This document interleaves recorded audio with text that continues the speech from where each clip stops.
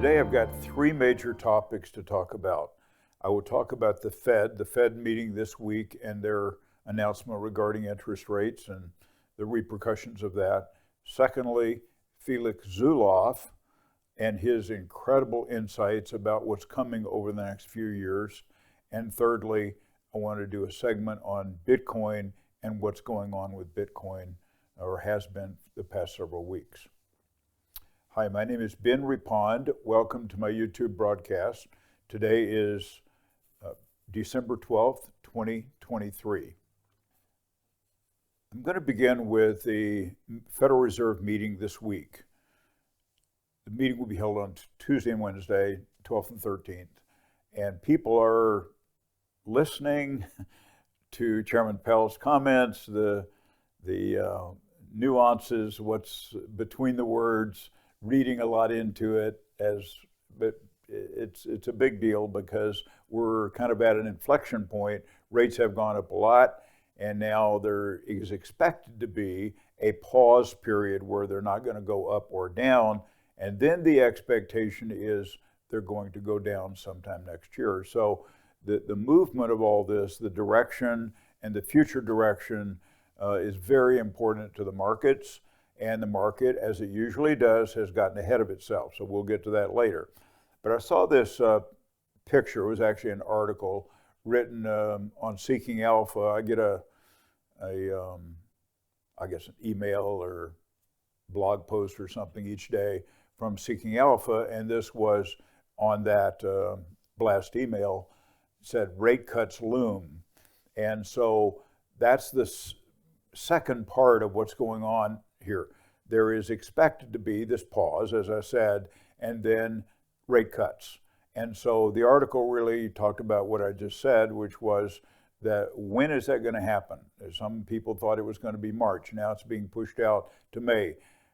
You'll find that, I think I'll play a piece from Cameron Dawson, and I think she says in her piece that the rate cuts, 125 basis points, are already baked into the market. So the market is expecting next year 125 basis points, and that's a lot.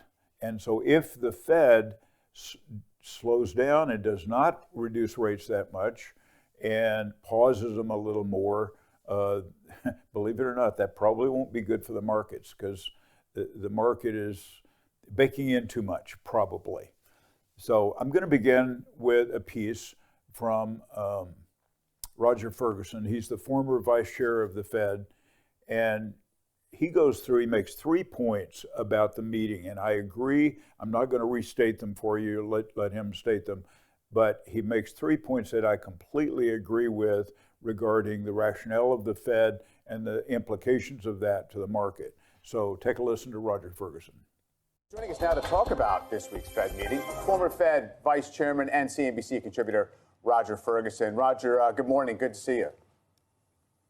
Good morning. Nice to be with you.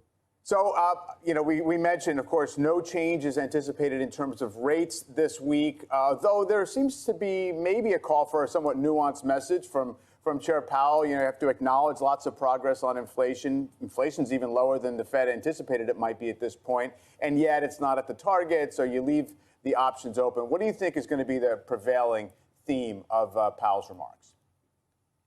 Well, I think the prevailing theme is going to be 3 things. One, the point that you've made, which is making good progress, but not yet done. So I think we'll continue to hear the question of wanting to be convinced before completely moving in a different direction. Secondly, I think they're going to also indicate that when they move in a different direction, it will probably be further out than the market currently expects. And so this notion, I think they'll keep pushing back on this notion of cuts in the first half of the year. And then finally, I think they'll point out that the recent data suggests that the economy, while slowing, is not falling off a cliff. It's handling higher interest rates reasonably well, which I think will give them the ability to continue to talk about higher for longer. So I think it's going to be a so far so good message, but with a pushback against expectations of a pivot to a cut early next year. Next, Scott Wapner interviews New Edge's Cameron Dawson, and she makes the point, as I said, that 125 basis points being baked into the market, and that the market has gotten ahead of itself. The implications of that are usually negative. So whether it's negative, positive or negative, usually the market is starting to anticipate out, oftentimes 6 to 12 months in advance. And that's exactly what's happened. We've had a big run up in the month of November, and the market may still be going up and may go up for a while. And then if that is, it's announced that the Fed is going to pause a little longer before they actually start reducing, or don't reduce them at the rate that's been expected, that usually is not good for the market. But take a listen to Scott Wapner and Cameron Dawson. Well, here with me on set. It's good to see you out here. Good to see you. Anything changed for you by virtue of what was delivered today in the jobs report? I think that nothing really changed. However, what we're not getting is confirmation that data is falling off a cliff, which just means that if we think about the 120 basis points of cuts that's being priced into markets, maybe that's a little bit ahead of itself. But when we think about the Fed going into next week, this data doesn't really change whether or not they'll hike. We don't think that they will hike, but it means that they probably won't endorse the Fed cut path that the bond market has priced in. Well, I mean, March was probably a little aggressive, don't you think? I mean, that was 3 meetings from now. Yeah.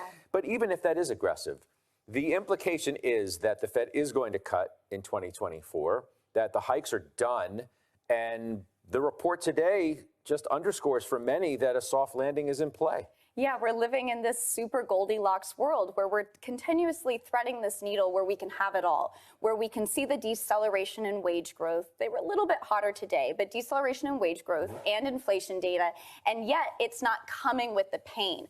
I think the question for markets next year is that we're starting to see little signs of weakness, a little bit of deterioration around the corners of the job market, not enough to say we're falling off a cliff, but does this little bit of easing turn into outright deterioration where we would be more concerned? Are you growing more positive on the outlook for the market than you've been for the, let's say, the balance of 2023? We think that there's still opportunity for earnings to surprise to the upside. That has been something that we haven't seen earnings revisions move much higher yet. You could still see better revenue growth and margins. That's been, you really want to dream the dream on margins. The thing I think that the challenge as we look at markets is that they are expensive. They're trading at 19 times forward. Markets re-rated aggressively this year. The S&P 500's PE is up 20%. So if there's upside in the market, it really is in those areas where PEs are lower, as well as in those areas where you see the potential for more earnings upside. Okay. This past year, I have had a couple of segments on Felix Zulauf. Felix Zulauf has been a money manager out of Switzerland for about 40 years, and he sold his company at, I don't remember what year it was recently, and that now just manages his family's money still out of Switzerland.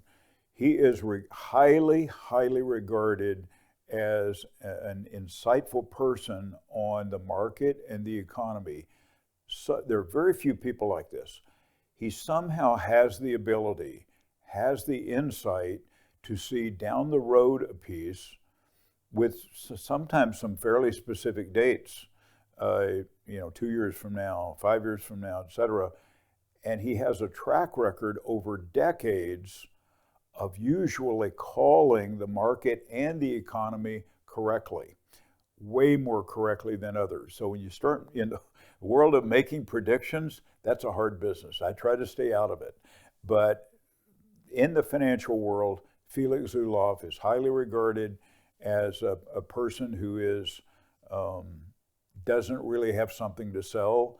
He just is full of insights, and he's interviewed as much as people will give him time to be in, as much as he will give them time, they will interview him. But he gives very few people time for interviews because he's trying to lead a more private life at this point. I take I listen to a blog, excuse me, from Steve Blumenthal, and Steve Blumenthal happens to be a friend of Zulauf's. So Zulauf gave him an interview. It lasted about an hour, and it's full of meaty material. I'm going to attach a link below, and you can listen to it. But what I'm doing for the sake of time is to try to take some of the salient points from the interview and explain them to you. Some of them are very significant, in my opinion, given the accuracy that Felix Zulauf has had over so many decades. So I'll begin and just cover these points in the order that they're made. He starts by saying we are in a very different macro environment than we've been in for the last 40 years. What I mean by that, what I think he means by that, and I'll kind of infer into it, is that during the last 40 years approximately, interest rates have been declining, which means in general, bond yields have been going up, and it's been good for the equity markets. So equity markets in general have gone up and bonds have gone up, government bonds have gone up. And he says we're in a different environment, so that there has been a macro shift, according to Zulauf, been a macro shift in the economic environment. And of course, this affects markets. So many investment models, namely the 60-40 traditional buy and hold portfolio model, but other models have been based on what has happened in the last 40 years or some segment of the last 40 years. If those investing models are not adapted to this new environment, and I think very few of them have, they're going to be in for a surprise. So you would have to go back to probably 1946 to about 1980 to catch the previous type of macro environment where interest rates, generally speaking, over that period of time were rising, and bond yields were rising, and bonds prices were falling. That's not a period of time that most investment managers are that focused on. But I think that when you hear the rest of his comments, I think you'll see that that's, I think, what he's referring to about a new macro environment. In the short run, so when people talk about being bullish for this period or bearish, or I think the market's going to do this or that, or the economy, the thing that we have to be careful of is, first of all, the market and the economy not usually, but many times do different things. So if someone's talking about the market in a positive way, then the economy itself may not be that positive, or vice versa. So sometimes they're correlated, but there are times where they're not.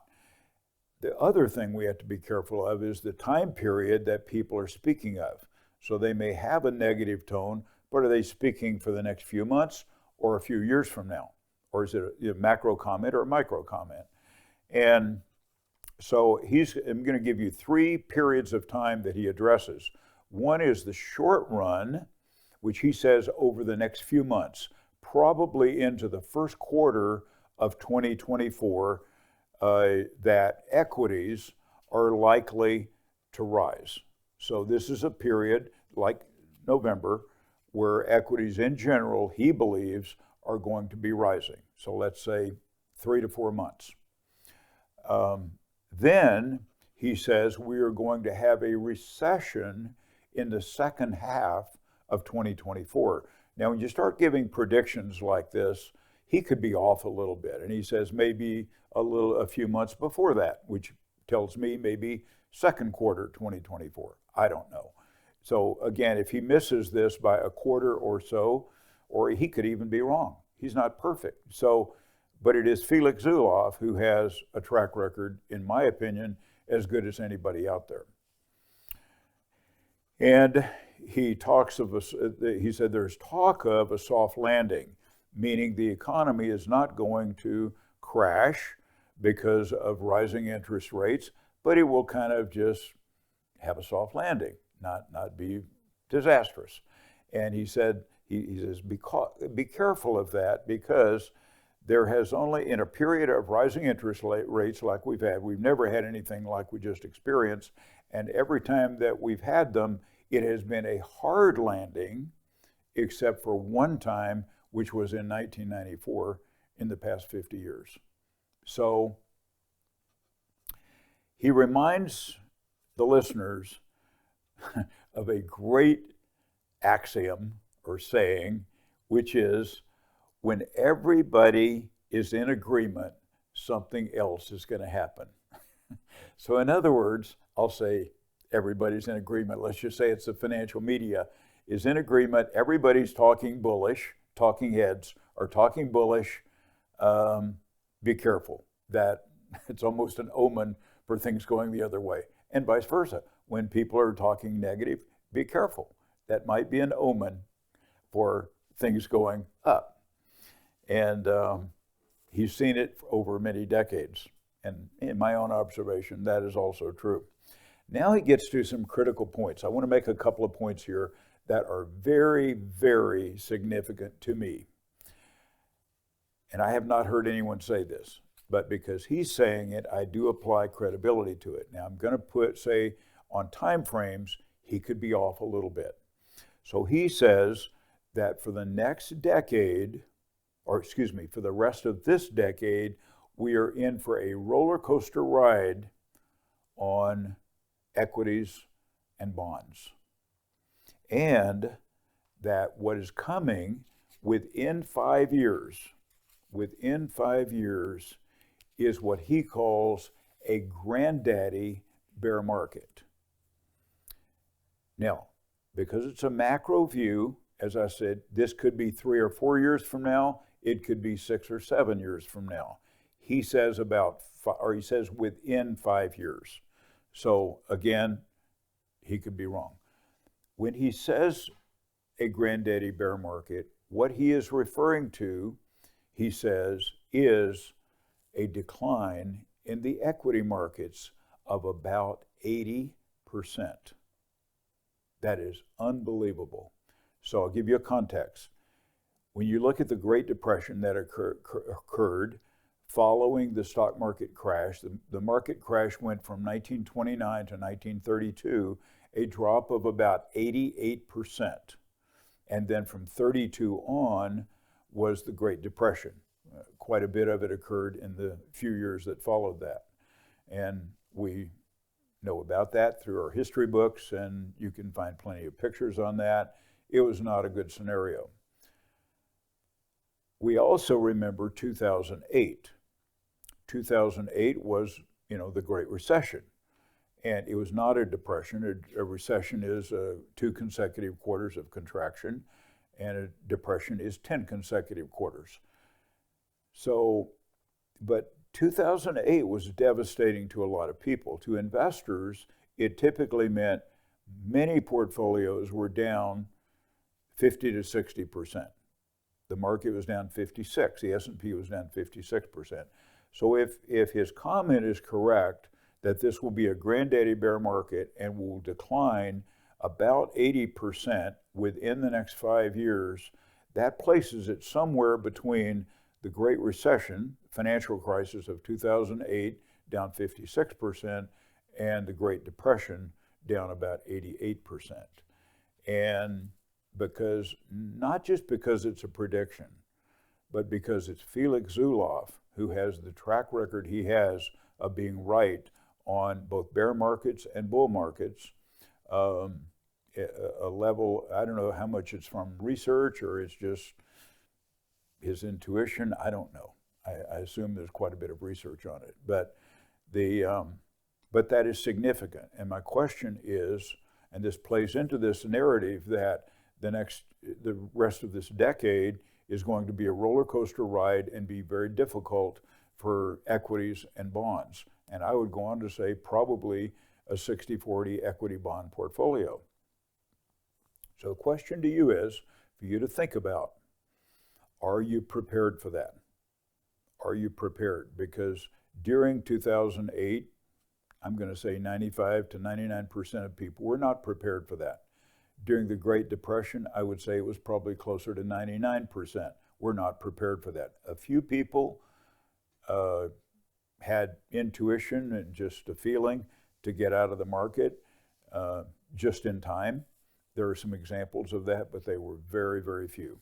The vast majority lost everything, and it was devastating. So when you look at somewhere between those two experiences, how prepared are you to deal with that? Just something to think about. part of this comment, he goes on to talk about inflation. Inflation, he says, he believes, will rise to 13 to 15%. Based on 1979, 1980, 1981, based on that time period, that's all we have to go on. That's the only time in our history where interest rates have gotten to that level. At that point, inflation has gotten to that point. When that happened, interest rates were around 18%. So I would say interest rates and inflation being somewhere in the teens would match with his comment, and maybe interest rates are going to be higher than inflation, at least short-term rates. So are you prepared for that? Where is your money invested? Where, if you have borrowed money, is that going to be affected by that? Is your real estate strategy, your investing strategy, how does that play into this kind of a decline, an up and down market, and interest rates and inflation being in the teens?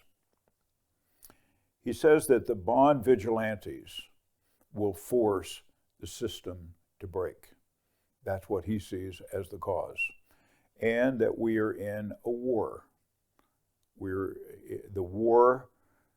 Wars are inflationary. And we can see, because of the skirmishes and wars around the world, we can see the potential of this escalating. But again, this is probably going to play into his inflationary narrative. So that's my background on Felix Zulauf and his predictions. And I know a lot of people who watch this are fans, like I am, of Felix Zulauf. And if you follow him enough and research him enough, you'll find that there is quite a bit of credibility in what he says. Okay, now I'm going to shift gears and do my final subject. And I'm going to do this on Bitcoin. Now, I have to give a context here. I'm a late adopter of the validity of Bitcoin. I was kind of a naysayer at first. I do not own any Bitcoin, I'll say that. I'm not a buyer, and I do not plan to buy Bitcoin. But I do believe that it's beginning to gain credibility and adoption in the financial world. You know that my preference is more precious metals. I've not changed my position, but I'm not against Bitcoin. So for people that want to own it, that's fine. I will say this, and I'm going to give you context here, and full disclosure. Last fall, Mike and I both developed a Bitcoin strategy, an investing strategy that is designed to, we call it managed crypto, that is designed to participate, take advantage of the very high rise in value of Bitcoin during those periods when it has those, which there are some, but they're spaced out a ways. Bitcoin has also had a history of crashing, big time. And so our thought was that if we could capture a significant portion of the upside and eliminate a significant portion of the downside, it would still be a very rocky ride, and not probably something that most investors would use. But in my opinion, it was way better than buying Bitcoin itself for an investment purpose and have it go way up only to see a lot of that value get taken away through a decline. So that's my full disclosure. I'm going to play a couple of pieces. These are pretty interesting pieces. One is done by Kate Rooney on CNBC, interviewed by Scott Wapner, and she kind of heads up the area of around Bitcoin. And she talks about the hot run that Bitcoin has had lately in the last few weeks, and that because of this run, I think it's like 4 weeks or so, 4 or 5 weeks. During this run that Bitcoin has had, she talks about how much money short sellers have lost. They were betting on Bitcoin's decline, and she says the short sellers have lost about $6 billion betting against Bitcoin.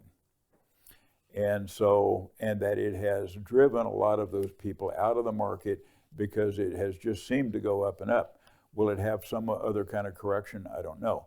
Those who follow it understand that on April 24th, that's estimated to be the time when they will have Bitcoin, and it's expected from that point forward for a period of time, it will have a positive effect on the value, and that Bitcoin probably is headed up from here.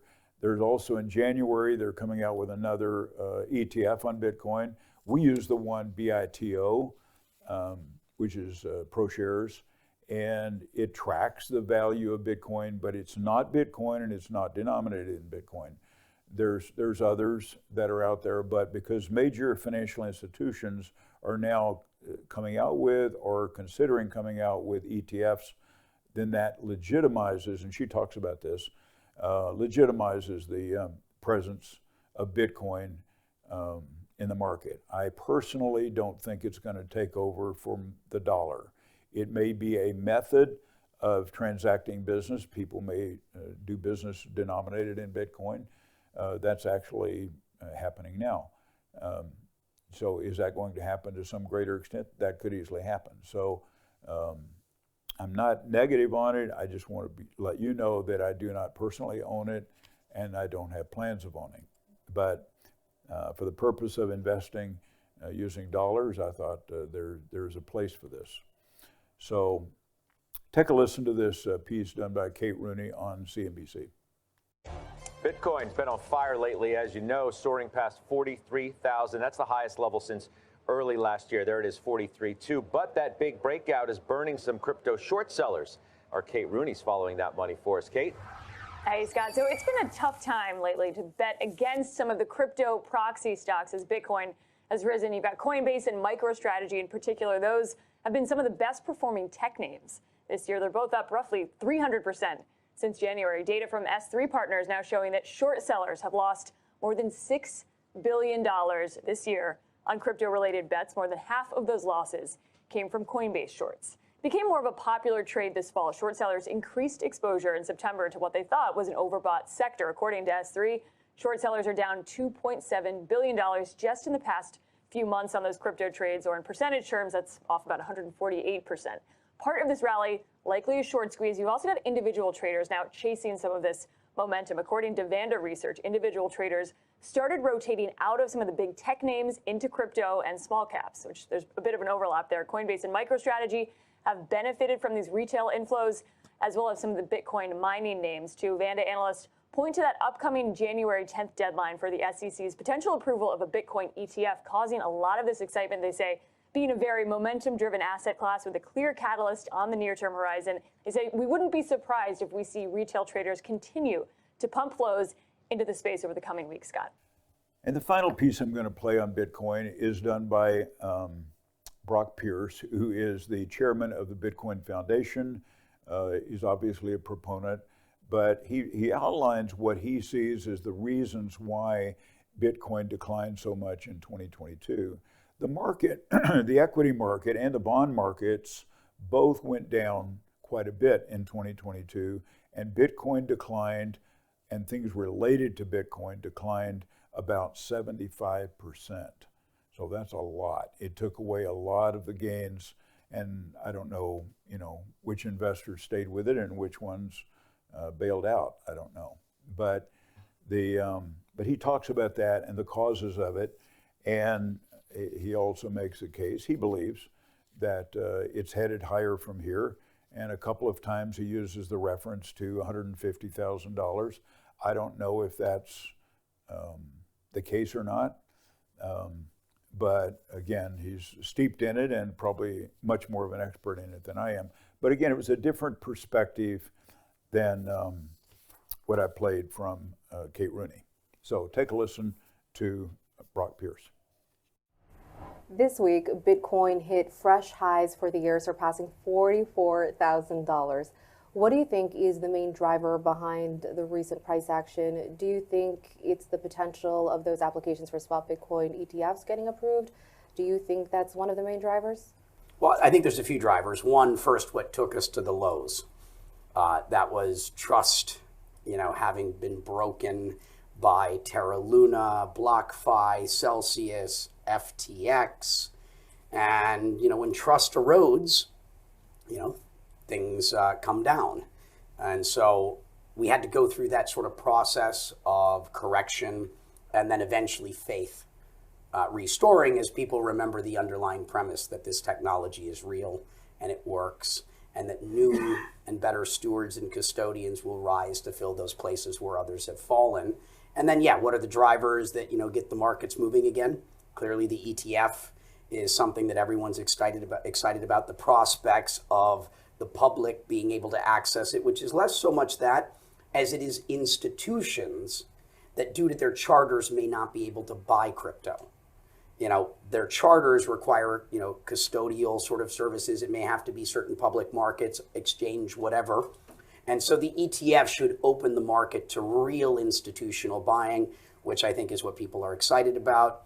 And then, eventually markets can only stay down so long before even those that have been sitting on the sidelines holding dollars, eventually want to dive back in. I mean, one of my friends runs one of the biggest institutions. I'm like, why weren't you managing all my money? He sold everything at the top, and they bought everything back in at the bottom. It's like, wow, clearly I'm not the best trader. But some people, time markets very well. Okay, because we have the Fed meeting this week and a Fed announcement regarding their decision on what to do with interest rates, I thought I would show you this. I guess it speaks for itself. Thank you for watching. If you have questions or comments, leave them in the comment section below. Thank you.